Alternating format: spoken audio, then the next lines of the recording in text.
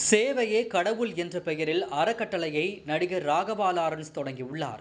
இதில் மாற்றம் என்ற பெயரில் விவசாயிகளுக்கு டிராக்டர் வழங்கும் நிகழ்ச்சி கோவை மாவட்டம் தொண்டாமுத்தூர் அடுத்த தேவராயபுரம் ஊரில் நடைபெற்றது.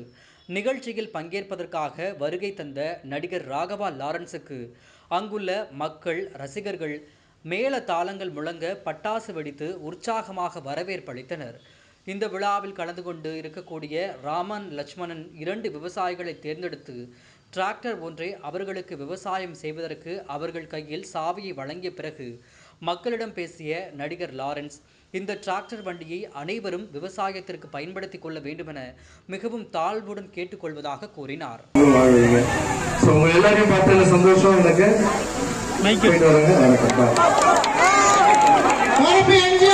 தான் பயணிக்கிறேன். விவசாயிகளுக்கு கொடுக்கணும்னு ரொம்ப நாளாக என்னுடைய ஆசை கூட அது.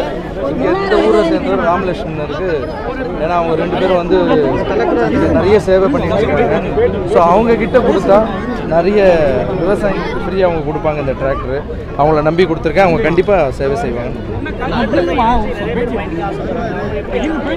அதான் நம்ம ஃபோன் நம்பர், வாட்ஸ்அப் நம்பர் கொடுத்துருக்கோம். நம்ம எல்லாம் எப்படி கான்டாக்ட் பண்ணுறது எல்லாமே கொடுத்துருக்கோம். நம்ம அது மூலிமா கான்டாக்ட் பண்ணுறோம். எல்லாருமே ஒரு அரசியலுக்கு வந்து முன்னோட்டமாக தான் சில என்ன சார் புரியல? இடங்கள்ல இந்த மாதிரி அறக்கட்டளை துவங்கி இந்த மாதிரி சேவை பண்ணலாம். சில பேர் அரசியல் ஒன்று எதிர்பார்ப்பாங்க. அந்த மாதிரி மோட்டிவ்ல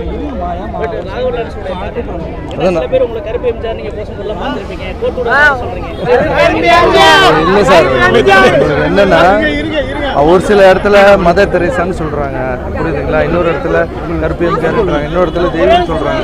இதெல்லாம் நான் எல்லாத்தையும் தூக்கி இங்கே மனசில் வச்சுக்கிட்டே தவிர இதை தூக்கி தள்ளி வச்சுக்க மாட்டேன். இது எல்லாமே வந்து நான் தான் எல்லாமே அப்படின்லாம் இல்லை. நான் சேவை பண்ணியிருக்கேன், வந்திருக்கேன், வேலைக்காரன் தான், கடவுள் அனுப்பிச்சிருக்காரு, அவருக்கு நான் சர்வீஸ் பண்ணிட்டு இருக்கேன்.